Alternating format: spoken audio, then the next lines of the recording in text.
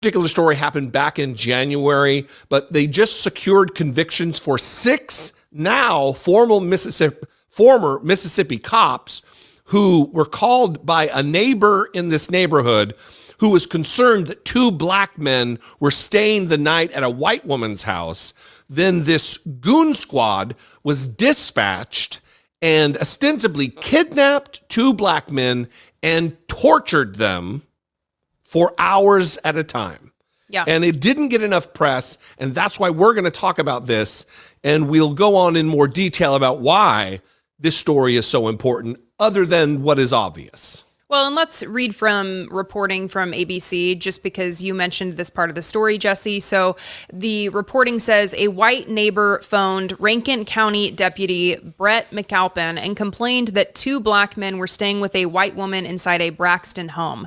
McAlpin told Deputy Christian Dedmond, who texted a group of white deputies so willing to use excessive force they called themselves the Goon Squad, "Are y'all available for a mission?" Dedmond asked. So remember, these are cops.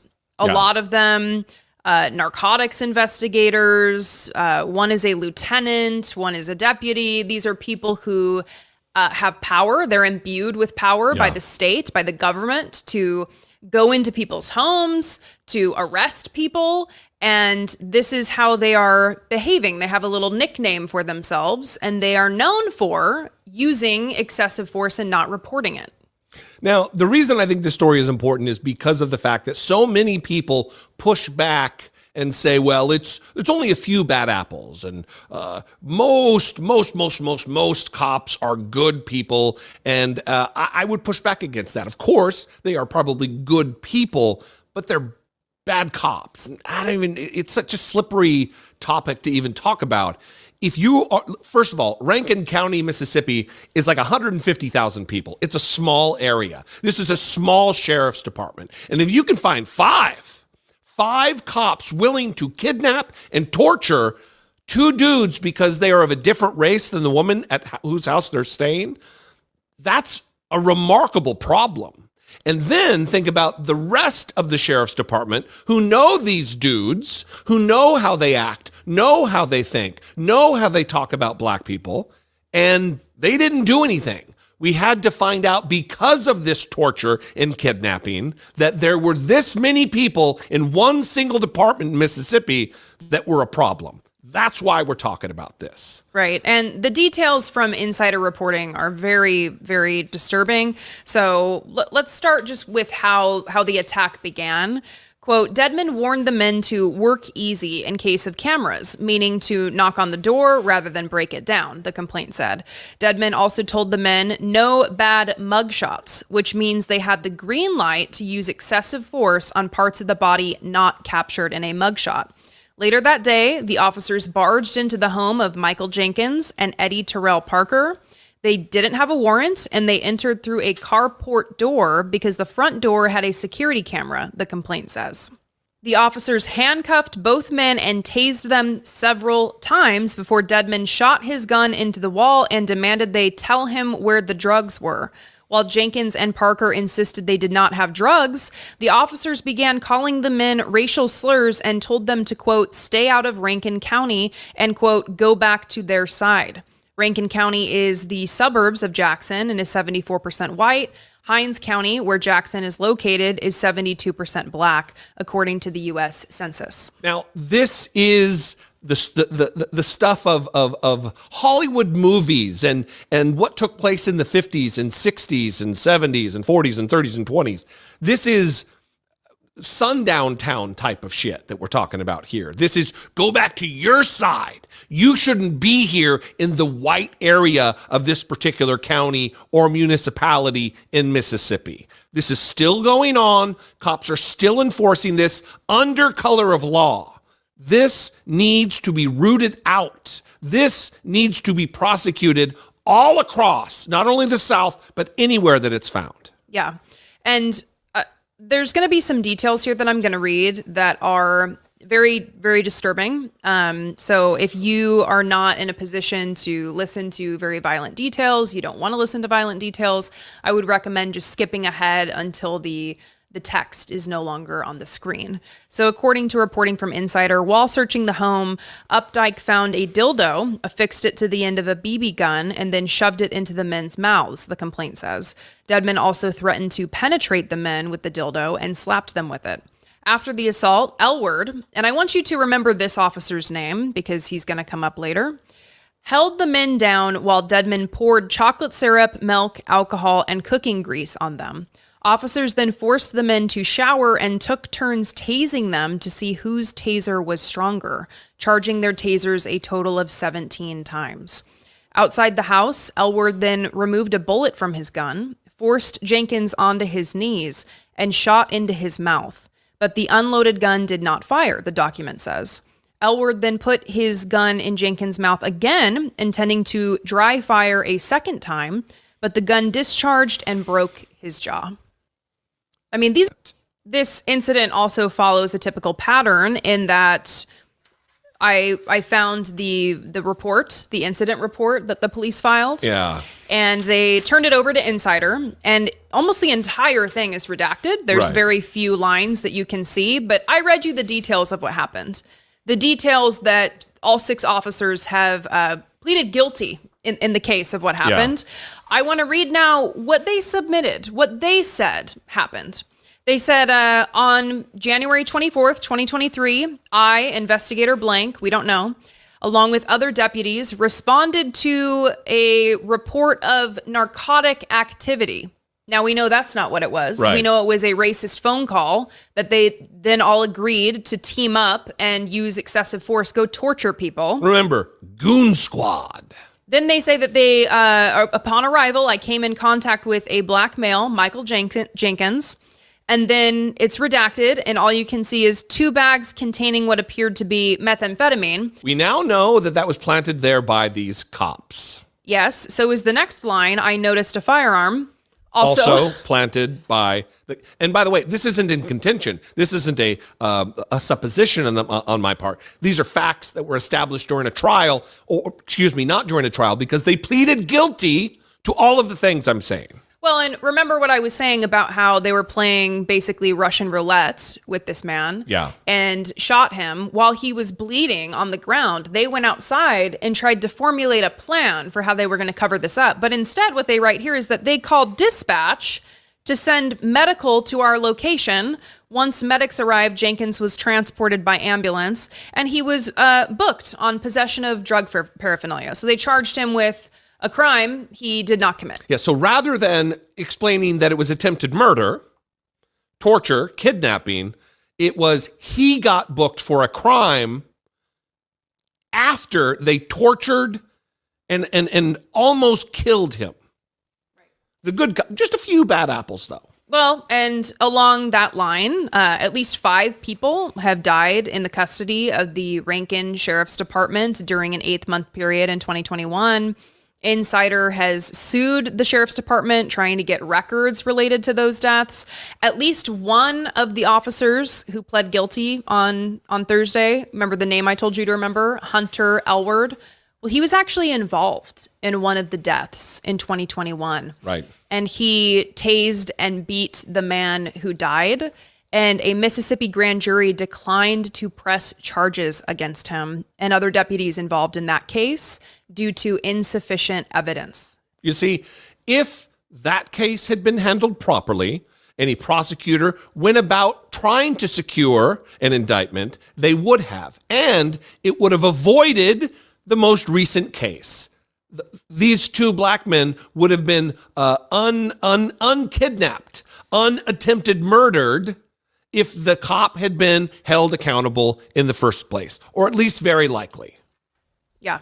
So, 6 former police officers pleaded guilty to all charges against them. Thankfully, they are getting consequences. Welcome back to Breakdown Friday. Joseph Ward, Professor Carl Tone Jones, Patrick Irvin. And as you can see by the video, we're going to take a deep dive into this case of Mississippi police terrorism. That trick that is sung, America, it plays in the background of my head. Even though racism is has refined itself to maintain itself to last this long. Every now and then, you got some people who believe in the old ways, and some of the ones who believe in the old ways, they do terroristic things like this, like overt terroristic things. Because don't get it twisted, terroristic stuff still happens, but it's covert. This is overt terroristic things that have happened in Rankin County, Mississippi, to these unfortunate black men. 2 white police officers terrorized those men. So, let's get all the way up in this. Let's get knee deep up in this. PC, I'm gonna start with you. Pat, I'm gonna unleash you next, but I'm gonna start with PC because Pat, you got that fresh interaction. You going raw, so I'm gonna save that one. But PC, you see the video, you're familiar with the case. Yeah. What are your overall thoughts? Like, what are your first thoughts come to mind, rather, when you hear about this case, you heard about this case, when you were relearning about this case? Well, Mississippi is still burning. Mm-hmm. And one of the things that I find interesting is the fact that the reporters, the podcasters that covered this particular case, they referred to the sundown town, they made a sundown town reference. Mm-hmm. And I think that's very important for people to understand that they still exist. Mm-hmm. I mean, anybody familiar with the Breakfast Club interview with Larry Elder tried to make a strong case that racism doesn't exist as it did when our parents were growing up, and grandparents for some, and great grandparents for others, who didn't have to live and survive through, the Jim Crow era. Well, this particular case happened in, I believe it was back in January. Yep. And, so much for that. And this is fresh off of the case with a young brother, Tyree Nichols, was killed, I believe. So, this is just the good old boy network working again. And when you have these small towns, and I believe that's what the reference was for that idiot that came up with that song, Tried in a Small Town. This is what he was referring to. He was referring to modern day lynching, which is what was the attempt. It just so happened that the young brother survived the encounter, even though one was, was facially disfigured in the matter. And this isn't police. This is not just police terrorism here. Someone said police brutality. This is not police brutality. This is even above police terrorism. These are war crimes. If you look at what happened to those young brothers in that bathtub, it's not too much different than what happened that had all of those military officers arrested in Guantanamo Bay. They did get waterboarded. Right. So to have them shocked, those are water shocks. That's the things that those are methods that are typically carried out by the CIA when they're trying to get some information off of a perceived war criminal. So it's a war crime. That must mean that the black community is still being warred on. Well, just a few weeks earlier, we were celebrating black people fighting on the pier. Yeah. And so where is that spark that was supposed to come from that to prevent situations like this? Now, I understand this happened before the Alabama, the Montgomery, Alabama pier fight. I understand this happened before that. But this is not uncommon. And I'm going to tell you the differences here. First and foremost, these officers have a track record. These particular, what do they call it? These race soldiers, let's be clear, that's what they are, identified themselves as the Thug Squad? Squad. The Goon Squad. Yeah, the Goon Squad. They already prided themselves on being thugs of the community. That small township, which is right outside of the bastion of Jackson, Mississippi, which is the capital of Jackson. I mean, the capital of Mississippi, which is a predominantly black community. We just went over this about a year ago, when Jackson was struggling with its water troubles. The black community is facing all types of warfare down there. What's the response to it, though? Because it can't consistently be marching in the streets. It can't be holding picket signs and saying no justice, no peace. These officers, from what I understand, they're under indictment right now, right? Oh, they've played it guilty and they're waiting for sentencing. Okay. So that's cool. We have to also understand something else. There are two other things I want to just point out real quick before I'll let you unleash Pat, because he's sitting there revving up. Right? He in the bathroom doing push-ups. He ready. So one, white supremacy is always comfortable with sacrificing some of its own to push or maintain their policies of racism, white supremacy on us. Say it again, brother. You know what I'm saying? They will sacrifice one of their own. So the arrest in the upcoming lawsuit ain't even the guilty pleas. This isn't a victory for us, because it's going to happen again. It has happened since then, and it's going to continue to happen again. The fact that some of those officers already were exonerated from other killings just lets you know that if this situation wasn't so egregious, and if it wasn't for the fact that it was covered on social media, because there seemed to be a local media blackout around this particular case, which is typical. White folks stay on code when it comes to stuff like this. Then we must also understand there's another aspect to this too. And the other aspect is they don't fear any retribution from us, because we don't operate like a nation and black people, a nation within a nation. We don't have a community because we don't have common unity.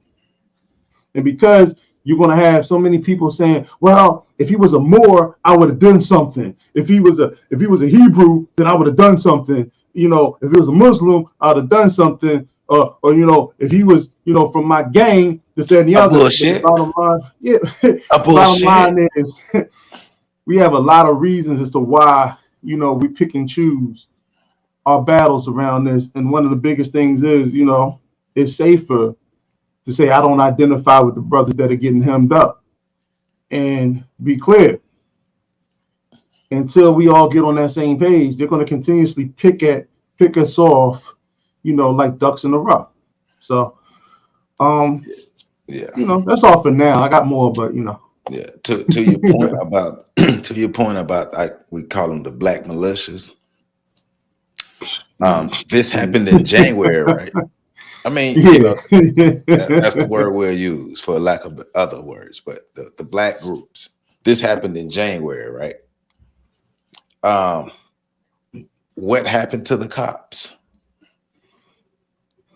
Bro, so we don't need to talk about that no more. All right. We don't need to talk about it. We don't need to go down that road, because it's happening. What is August?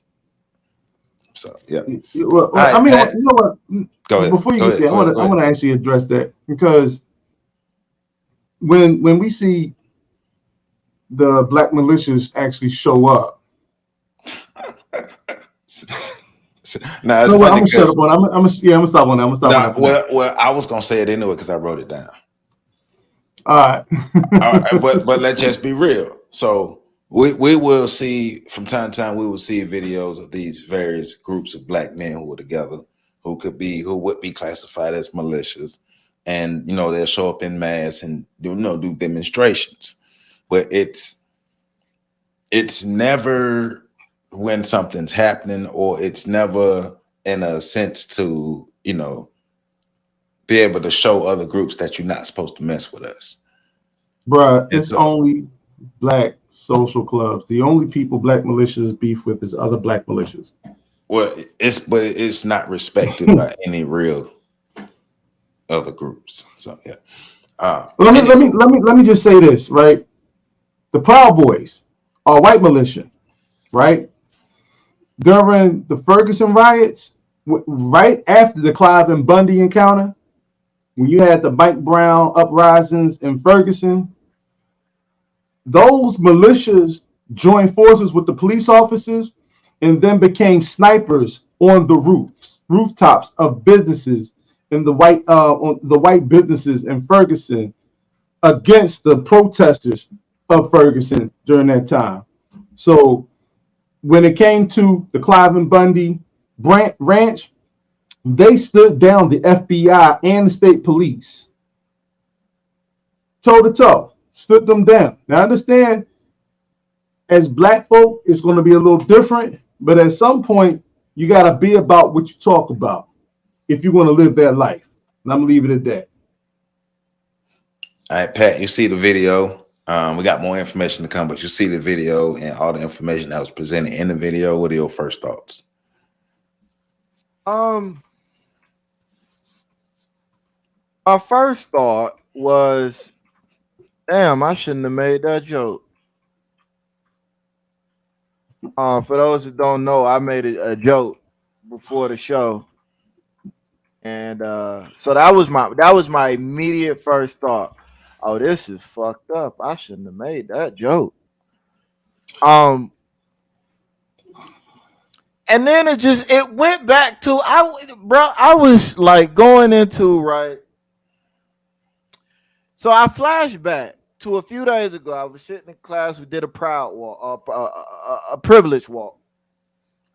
And one of the questions asked was, are you afraid? Do you ever have second thoughts about leaving your house at night?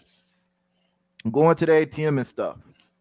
And I knew what they were getting at. They were trying to get all of the men to acknowledge the privilege that we have as men with not necessarily feeling the fear that is typically associated with a woman when she's out at night. And I'm standing there as a black man, like I understand exactly what he getting at. And I know I'm fixing to break this fucking system because I absolutely feel fear about leaving my house. Period. And stories like this, because let's be clear, like these men, this was systematic. Like this wasn't the few bad apples that we hear about. Like even in the way they said it, right? Like there was like some cops are good people, but they bad cops. They was trying to play this game, right? Like even in the YouTube video. Yeah. Yeah. Go ahead. No, it's that being sarcastic, but you know. Yeah. But these are right. They were being silly, maybe. But these are the games that people play. No, this was so systemic that the neighbor knew to call and give codes. And we getting into that, but go ahead, keep cooking. Like we're gonna dive into that. That means the whole community is in on it. Now this is beyond at this point, and we see this all the time because a lot of the murder, death, killings, and the police brutality and stuff that we hear about, when you dig into it, those are police being summoned to a situation to do what they did. But we don't really get into those things because we get bogged down talking about the cops. The cops are gonna be what the cops are gonna be. Cops are shock troops. I agree with PC when he say that. That's what they are. They the soldiers. They're the shock troops. They're there to create chaos. Socially, politically, economically, every way forward. They are there to create chaos, and they're very good at doing it. They're very good at doing it. Think about this. I've been scrolling through the comments. The vast majority of the comments are talking about how common this happens and how those were bad cops. There were only a few comments. I did see some, but there were only a few comments that were addressing the neighbor that called. But even that, none of them got farther than the neighbor. None of them talked about what had to be at work for the neighbor to know to call, the code words to use, and all of the other shit that goes in play. And then let's also talk about the fact that for as much as black people can publicize stuff when we want to, right? The fight video, the girl going missing with the Cheez-Its. We got example after example after example. Black people know how to get a goddamn story out when we want to get a goddamn story out. Why are we hearing about this story from two white people on YouTube? You know what I'm saying? Like, there are so many different layers and angles that really showcase the problem, both in America and within the community, on levels that we just do not want to address. That shit bothered me. It bothered me not because it happened, but because even in reading through the comments, black people are still playing the same game. Bruh. We keep trying to tell y'all this stuff be happening. Why the fuck you trying to tell them shit? They doing it. You know what I'm saying? Well, you know, that's one black brother. Yeah, we know that. No, so this story ain't getting the amount of news that it need to get. Right? What? Why ain't you talking about? I'm from that area. What you want? Brownie points from living around racists? What you want? A cookie? You want a Ku Klux cookie? What? Look here, man. You know, that's a badge of honor. I live where that happened at. Congratulations. Bruh. You know, Pat, you brought up a real good point too that that I want to come back to. You talking about that code word, right? And I brought up the Ferguson riots and Ferguson uprisings. But right before Mike Brown got killed in 2014, the son of a good friend of mine, elder, Baba of mine, John Crawford III, was killed in Beaver Creek, Ohio, in the Walmart, based off of an erroneous, I don't want to say erroneous, purposefully misleading, codified phone call to the Beaver Creek police by a known suspected white supremacist that stated that John was walking around the store with a rifle, and it was a toy BB gun that was literally on the counter. It was on the shelf of, you know, the Walmart in the toy section. And he was literally walking around just holding it in his hand as he was talking to his mother on the phone. And his mother had to hear his last moments as he was shot and killed, shot like a dog in that store in Beaver Creek, Ohio. Another part of the code is the cop that shot him, I believe, a year earlier had killed someone else, and so-called in the line of duty. So, you know, this culture, and this is what happens when you're at war. This is what war looks like. People just, and this is why I say, you know, we got a lot of people who cowardly hide behind the intellectual aspect of all of this. They want to get into debates. They want to do verbiage. They want to talk about, you know, treaties and all that other bullshit. But when it comes down to it, if you go to a country somewhere off, a developing country that's under occupation, American occupation, you'll typically see the soldiers interacting with the citizens of those countries. They might be in the open food markets, walking up and down the street. They might even build basketball courts and play soccer with the children. But at any moment, these guys are also carrying their M16s and their sidearms, and will take down anybody based on whatever's going on over there, and then presume action, their duties the next day, as if nothing happened. That's what a war zone looks like. Too many of us talk about war zones, but don't understand what warfare really is. And so when we say this happened as an act of war, this is a continuous act of war that's been going on for quite some time. And you're right, it's a culture. It ain't the police are the attack dogs that are called in, but the culture itself is what supported.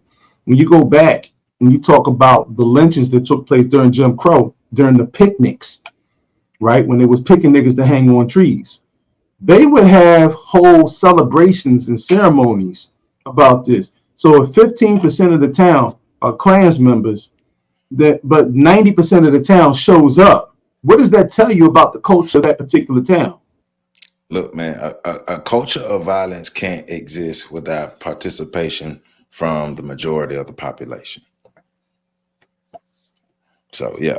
So but let's dive deep into this though. Let's get into this, right? Systematic police brutality. We can see that here and there in Rankin County, as Pat said. Systematic police brutality, I would say, mixed with fear of genetic annihilation, right? So what happened was a butt breaking happened. 2 bucks were broken. That's what happened by those police officers. Those police officers, physically, psychologically, emotionally, whatever elite you could think of, they broke those men. But let's start from the top. Like Pat said, a white neighbor called the police on 2 black men who were at a white woman's house. Because basically the 2 black men shouldn't have been at the white woman's house. So this person called the police, and like both of you said, the code word was given out. So these 2 men show up. I mean, these 5 to 6 officers, they show up. When they show up after getting the code word by whichever neighbor, we don't know. Instead of coming in the front door, they came in the side door. The front door had a security camera at this particular white woman's house. So they come into the house and they arrest those men and place them in the handcuff. At no point did the men do any resisting. So they said, was Michael Jenkins and Eddie Parker. So they repeatedly beat Michael Jenkins and Eddie Parker while handcuffed, repeatedly tasered both victims while handcuffed. They waterboarded both victims while handcuffed in the course of interrogation. They attempted to sexually assault both victims with the dildo. They actually did sexually assault both victims because they put the dildos in their mouths and then slapped them in the face, but they threatened sodomy. They had both victims stripped naked and showered together during the investigation. They threw eggs at them, other household food items. They poured chocolate syrup. They poured oil all on those. They threatened to kill both men. They pointed guns at both of them. They used racial slurs. They called them niggas and monkeys and all those things. They attempted to kill Michael Jenkins. They took the bullet. They said one of the officers took the bullet out the gun, put it in his mouth, put it in Jenkins's mouth. The gun didn't fire. Took another bullet out, tried again. The gun actually discharged, breaking Jenkins's jaw. That's psychological. That's physical, psychological, emotional, mental, all types of trauma. It's modern day butt breaking. It was a 2023 butt breaking. That's exactly what happened. Like I said, first of all, starting with the neighbor calling the police. But these, like, one of the officers, can't remember his last name, but one of the officers was involved in previous cases, and he shouldn't even been out on the street because he was involved in a whole bunch of crimes and stuff that happened earlier. So he shouldn't have even been on the street. So when we talk about systematic, it's true because Rankin County has a history of doing these things, and Rankin County attempted to cover this up. The whole county, the whole system, the whole Justice Department in Mississippi tried to cover this up. Now, this is Mississippi. Don't get it twisted. We talk, like PC pointed out earlier, we talk about the refinement of the system to maintain itself. But you got some rogues out there. You got some people who still believe in the old ways. And because they still believe in the old ways, they will still act as if they are still in the old ways. It's Mississippi.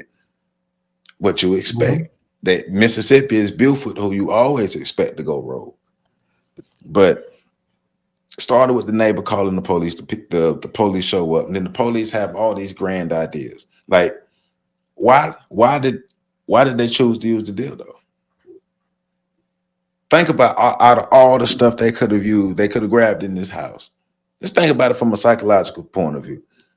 Why did they choose to use the dildo? Well, we know sexual humiliation, right, is part of the deviation. When it comes to right, well, not it's see, because it's more than buck breaking. You know, this is dealing with something that's a lot deeper than just breaking the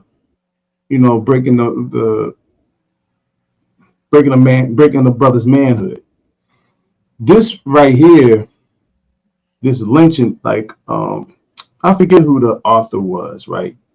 But he wrote a book and it talked about how a white man was trying to make love to his wife, right? And he couldn't get it up. And then he started to tell her a story about how when he was a child, he took part in a lynching of a black man with his father. And as he broke the details down of the lynching, he was able to then get an erection and have sex with his wife. This is spiritual to them. This is a spiritual castration that takes place. When you see them, when you see these white supremacists, I mean, they're not suspect white supremacists, these are white supremacists. When you see them react this way, this is coming from generations of hatred, generations of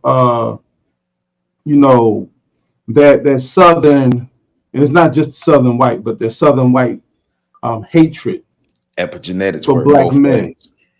Right. This is I don't measure up physically.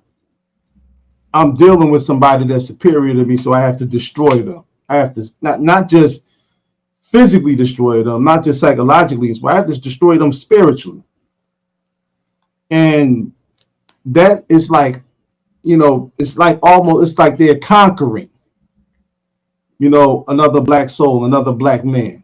This is tantamount to some type of spiritual victory for them. And so when they act and move like that, this is coming from, like you said, the epigenetic memory, but they also get a rush out of this. Oh yeah. It goes along with the culture. What do you all think about a fear of genetic annihilation as well as being a part of this? Because, like I said, a neighbor did call the police on two black men who were at a white woman's house, and then when they get there, they get into homoerotic acts with the men. So what do you all think about that angle being a part of this as well? Pat? Well, I go back before I come to that. I do think, and I guess all this ties into the answer that I'm gonna give. Because I'm not so sure. I don't know the relationship they have with the white lady whose house they was at. Mm-hmm. What was the whole thing set up? Right. Because famous. That's another question. Famous American historical figure once said that every once in a while you have to refresh the tree of teaching these Negroes their place with blood. The quote was something like that. I'm paraphrasing. Right. but you know, like I think that's a part of the refinement of it, is that every once in a while you got to show people that you Gotta still remind them. capable of something. Yeah. Otherwise, they forget. And in a situation like this, you know, we need to be reminded frequently because we're actively trying to forget. Um, you know, and I think this goes into like it being. I agree with you guys. I think it's a power fantasy, and I think that's one of the things we have to acknowledge is that for a lot of white people, a lot of people, a lot of conservatives, a lot of people, like people, period. But the circles, the far right, alt right, from what I know about them, a lot of them have power fantasy issue. Power is their kink. Goes into what PC was saying about telling the story about having power and dominion over somebody, being able to. Joe, you work in sexual domestic violence. You know all about, you know, this dynamic of power. It's all about power and control. Power and control. Maintaining white supremacy And at all cost.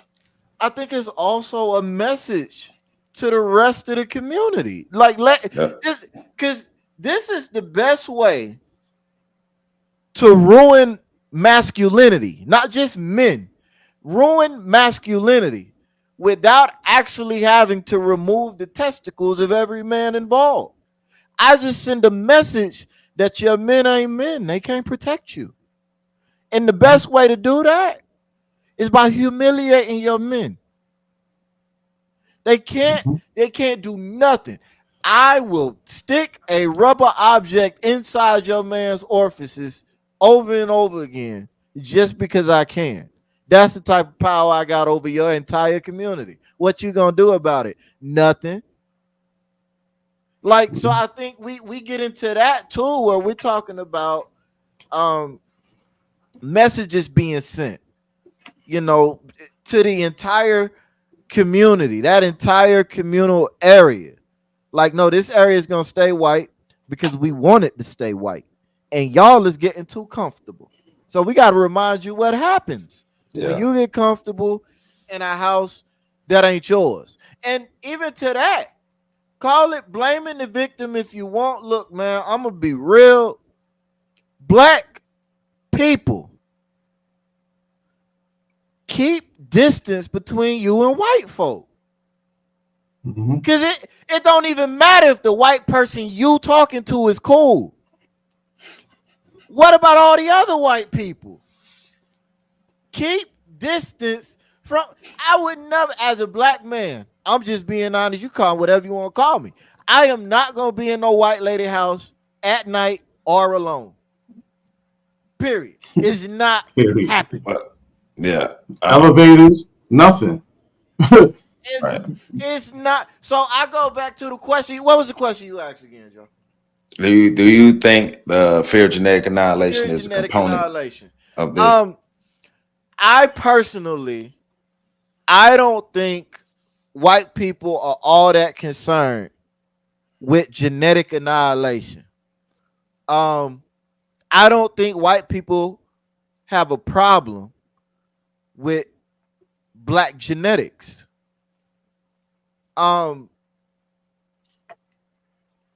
In mass. I'm talking about in general. I don't think they're concerned about that.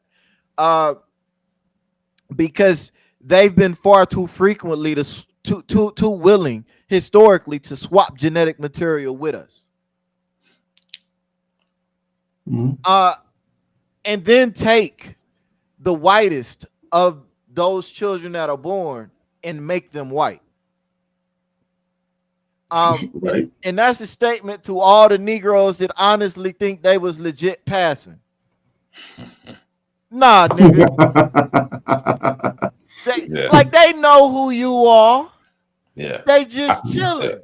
I think because there's a narrative in place also. And so when we get into that, we get into an interesting conversation because that directly clashes with the idea that white people need to refresh their genetic material from time to time with non-whiteness So you run into that, and I'm not saying that's true or the other's true. I'm just saying you run into that sort of discussion when you start talking about that. But if I'm being honest, I think on the level of where this is happening at, I don't think a fear of genetic annihilation is what's coming into play. I in this think particular thing. yeah, I think it's a fear of not cultural annihilation. What I'll say that. I say this for overall, because I've always questioned the overall theory of genetic annihilation, just because of how many messages and videos and images we see of interracial relationships, interracial black-white relationships, particularly white men with black women, are being promoted heavily. So I think there's a sector of them. I think there's a sector of them that do have the fear, but I think there's also a sector who is pushing the interracial movement as well. Let me say this real quick before PC jumps in and blows everything we just set up. I think we overcomplicate things. I think white people want to retain power. And I think it's really that simple. I don't think they're thinking about genetics. I do think they're thinking about culture, because culture is something that that shapes who controls and has power. The dominant culture dictates the dominant power in a society. So I do think culture comes into it. I do think there's a component of whiteness. Obviously, they want to maintain babies that look like them, and they figured out a very successful and systemic way of doing that. Again, I point back to the passing Negroes that honestly think they passing. But I think it's a simple, at this point where we are right now, it's a simple conversation of power. They have it. They want to keep it. What you think, PC? Well, I don't disagree with any of that. I think, in addition to what Pat said, I think it's not necessarily genetic annihilation. I don't think that white folk who operate on the lower rungs of society, I don't think they operate like that. But what they do have is a machismo factor.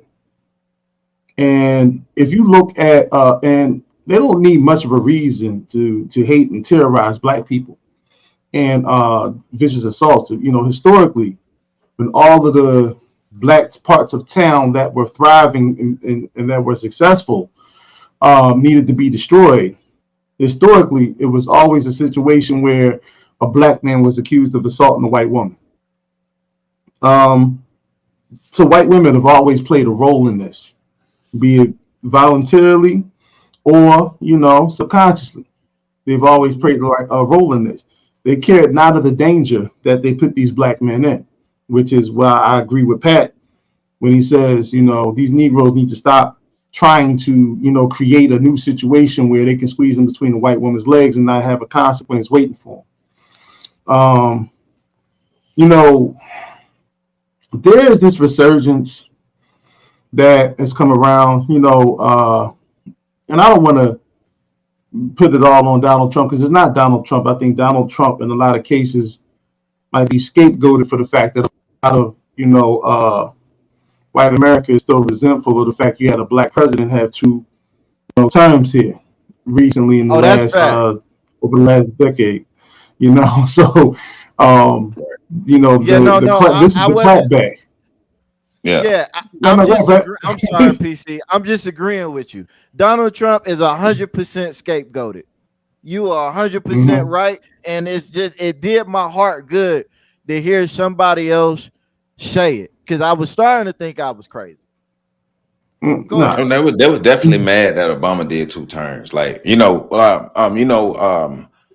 Pat, we were having conversations during that time where I would tell you when I was going to work, I was listening to the I forgot the actual radio station. It was an AM station. I would listen in on my lunch break, and I would hear the white people talk about how they fear black people taking over and Obama got too much power and all these things here. So they were definitely already primed and ready to go. Trump was just the spark to that dynamite. Mm-hmm. Yeah, you had the Alex Jones show, InfoWars. You had a lot of the red, I'm about to call them rednecks. A lot of white folks who had the conservative, the alt-right movement build and grow. You had the rallies around the Second Amendment, during that time. And, this a lot of this too is fresh off of, Ruby Ridge, going down the encounter that happened out there, Ruby Ridge. We talked about the Clive and Bundy ranch response. That response was directly in response to Ruby Ridge, and also to what's that spot down in Texas that down in I forget the name of the town that the not town but the Branch Davidian complex that was also raided by the FBI. So you had a lot of those groups who built upon that had esteem, who they weren't so silent, but people never took them seriously because they were easily identified. They were we would play it off and call them idiots and things of that nature, but we wouldn't address the fact that this is what was brewing beneath the surface. So when Donald Trump came in, Donald Trump is, I'm pretty sure he had a team that would help him capitalize off of that energy post Obama, and so that's what we see here, and that's the spillover that we see, and we see black people didn't capitalize under Obama because too many people were out there just singing, talking about my president can sing, look how cool my president looks when he walks, my president's black, and they would get their stickers on their license plates and put them in their cars, not realizing Obama was elected the president, which is a limit of 2 terms, not king, for which he would reign until his ending days. So, and even under Obama, police brutality went up. Trayvon Martin happened under Obama. Mike Brown happened under Obama. All Jordan Davis happened under Obama. Like I said before, Mike Crawford happened under Obama. I mean, not no, not Mike. Excuse me, I'm going too fast here. But my good brother Crawford under Obama. All these people happened under Obama. Under Obama reign. So when we look at all of these different things that happen, this is brewing. White folk have been talking about a race war for a very long time. And it's really been black people who have been like, not crossing the line. You know what I'm saying? When it comes to that. And that's what I mean by not being in the community. Well, see, the thing is, if I keep slapping you and you don't do anything, I'm going to think there's going to be a consequence to me slapping you.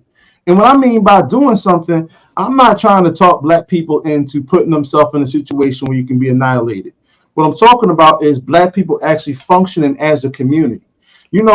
Japan doesn't have an army no more. They got rid of their military pretty much after World War II and those bombs got dropped. But because Japan operates as a nation, they're respected internationally speaking. Now, we don't have that same privilege being here in America, but we can function like a nation if we actually started working cooperatively with one another and put aside all of our petty differences and things of that nature. But we just can't seem to get over the hump to get there. But I think, because you're right, hate crimes tripled under Obama. That was something that I was actively tracking because I knew there was going to be a backlash. And I'm surprised more black people weren't paying attention. And Trump's entrance into the political sphere, you're talking about a man who for decades had been saying that he was a Democrat, but if he ran, he would run Republican because they're so stupid, right? Like there's actual non-deep fake real video of him saying this. And we know Trump because we unlike people that follow him through The Apprentice, we've known of Trump since the 90s, the 80s if you're older. Trump ain't never been that smart. I think he's above average intelligence, yes. But Trump ain't like to put together the type of political campaign he put together. Trump ain't that smart. That campaign was perfectly calibrated to capitalize on a post-black president in America. It was surgical in the way that he was tapping in to hot spots and energy points all over the country. Those that undercurrent that a lot of the bourgeoisie and academic elite black folk like to talk about, the undercurrent of America. Yeah, Trump was acupuncturing the shit out of this nation. And also the people who was overlooked by other whites too. Right. And so I think one of the problems with all of this is that, and black folks' zeal to be associated with any sort of position of power, we've cozied up to the left. And the left has a huge blind spot. And it's called the entirety of the right. They don't understand because they don't really need to understand, because to them it's all just an intellectual discussion. For black folks, this is real life or death situations. And we have acquired a lot of the left's self-righteousness, a lot of the left's bigotry, a lot of the left's just stupid short-sightedness. And that's starting to become a part of our culture. And you see it, black folks used to be the people that would say, I don't care what you do, long as it don't bother me.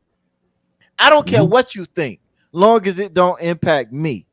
Nowadays, we can't even see the people who are really impacting us because we so caught up in the people that's saying they don't like.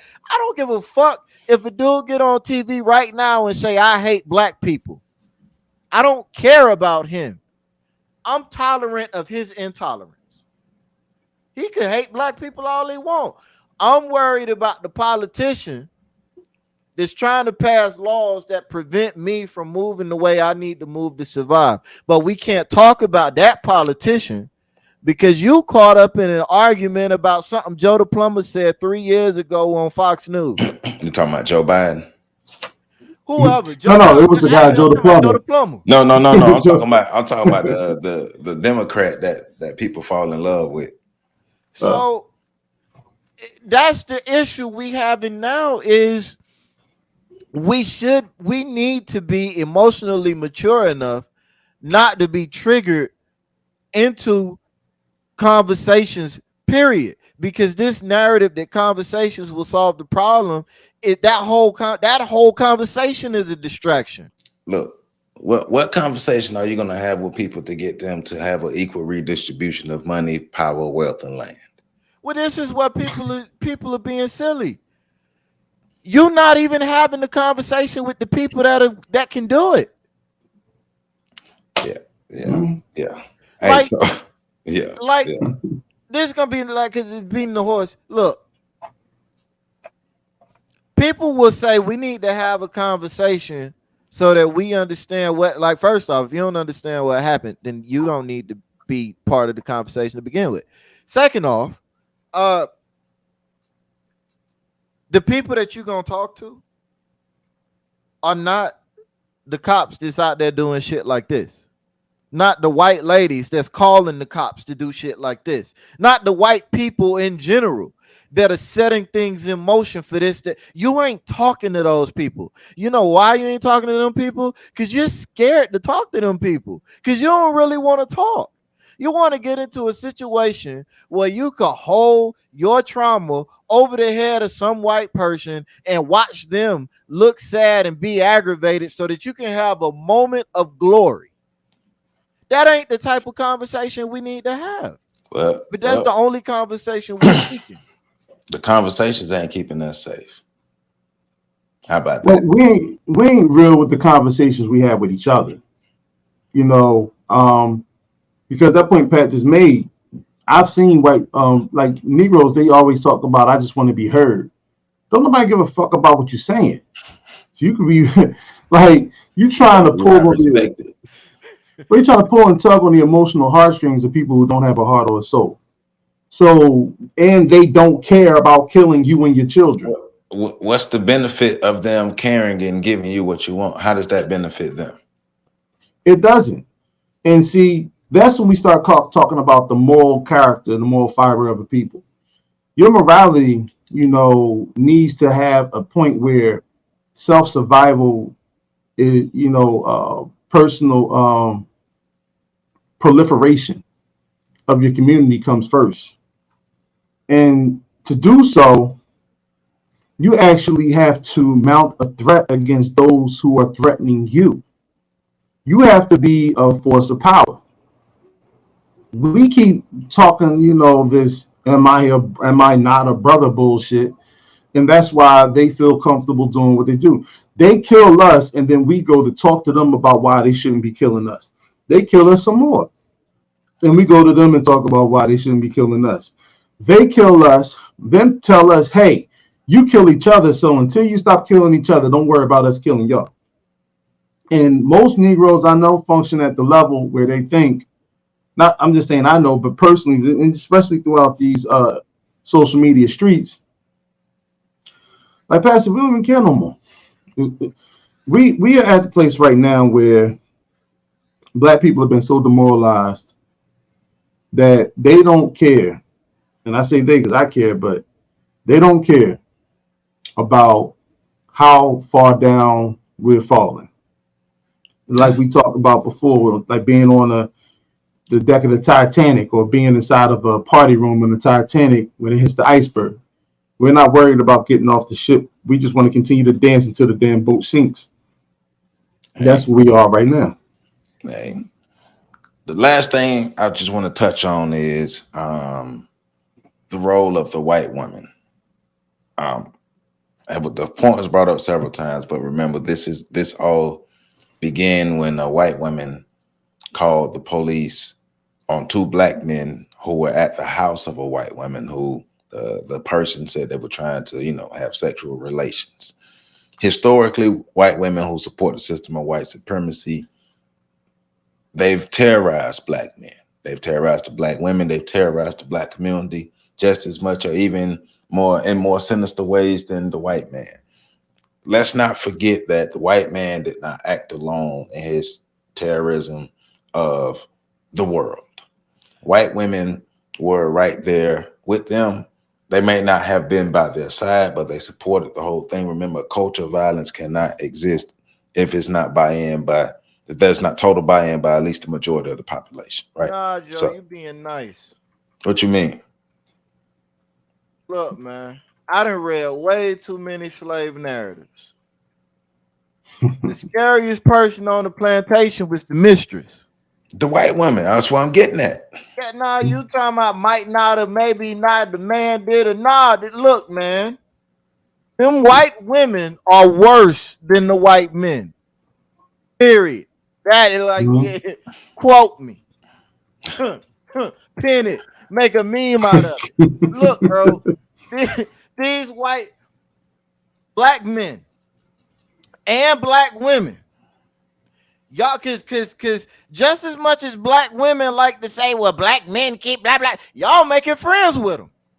Y'all siding with them over your own. You're choosing to partner up with women, white women, and be a woman over trying to build a bridge with Black men and being Black. There are far too many women doing that for y'all to hold white women over Black men's heads the way y'all do.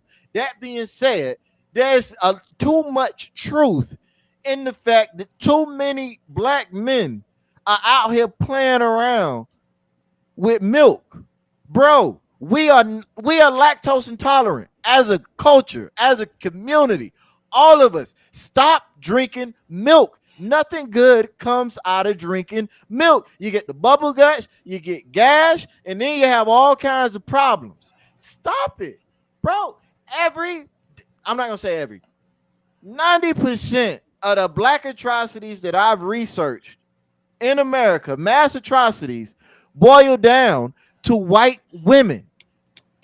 white men defending white women in what some way, shape, form, or fashion. A white lady cry, a black man die.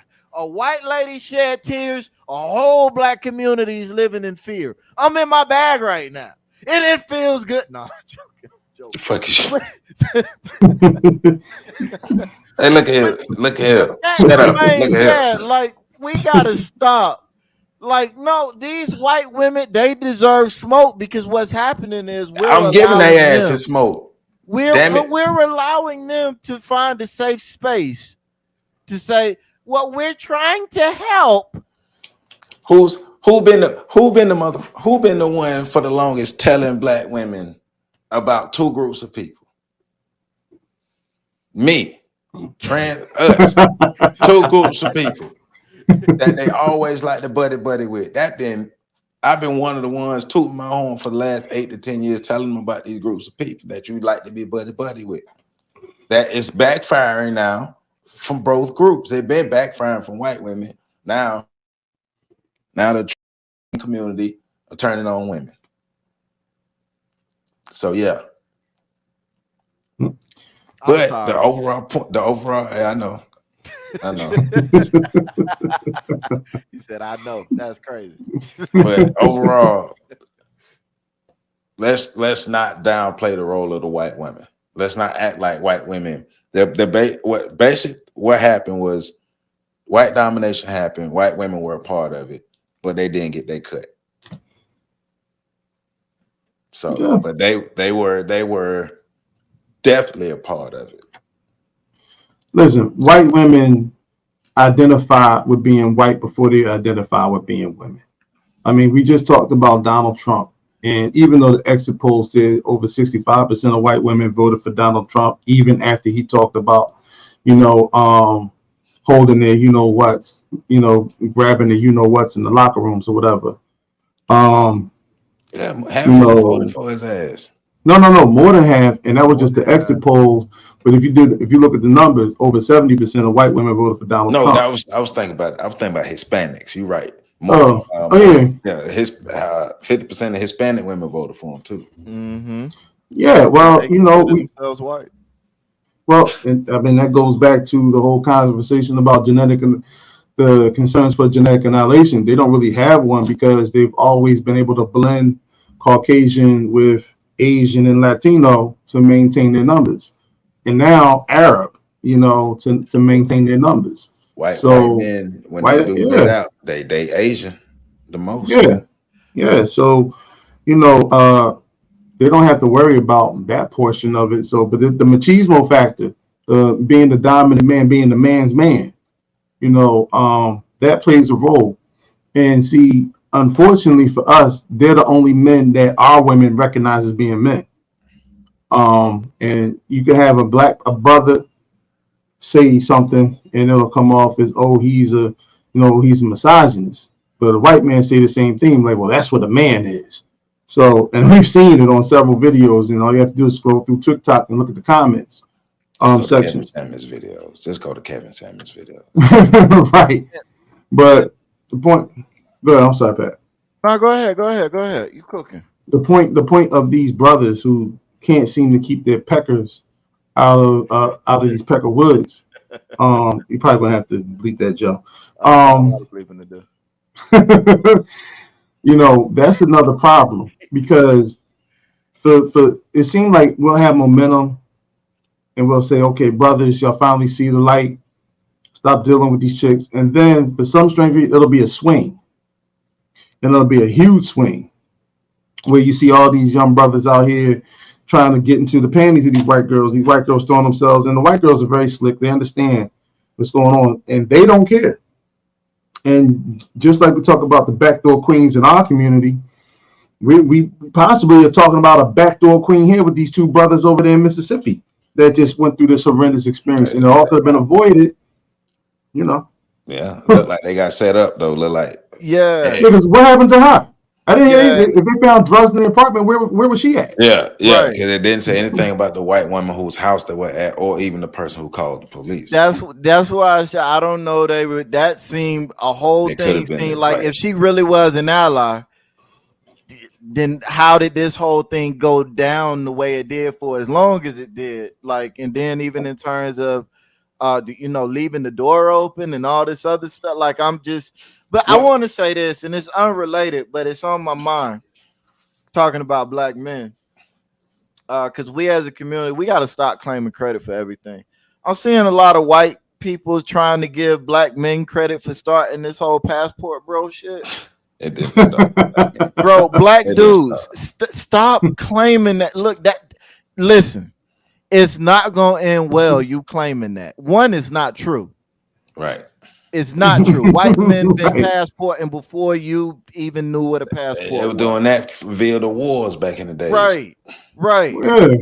White men have been, and I'm not even gonna sit here and say white men originated it, because goddamn Asian communities built the whole culture out of passport bro and out of their Asian nations. So, but this is what I want to say. Black men in America, y'all are the last men. We are the last men to start doing that, not the first. Don't claim that. Don't stop. That's short-sighted. I ain't gonna get into why, but don't trust me. Don't claim that. Hey, right. But we ain't gonna keep beating a dead horse, but breaking down, doing a psychological breakdown of what happened in Mississippi, police terrorism in Rankin County, Mississippi, 5 to 6 white officers, kidnapped, tortured, sexually abused, attempt to murder one black man, one of the two. And they terrorized these black men, and any word you could think worse than terrorism, they did that to these black men. And it seems like after we look at all of it, look at from the many angles we look like, but it was like look like they were set up. The two men were set up by whoever. So we gotta understand that the system of white supremacy is still alive and well. We talk about it here all the time on this channel. The refinement doesn't mean that that every now and then they won't try to put a Negro back in their place. I just say this: the butt breaking happened to keep Negroes in their place. So Joseph Ward, Professor Carl Tone Jones, Patrick Irvin, you know how we do. Appreciate y'all. Make sure y'all catch the next video, and let's keep this thing rolling. Holla at you.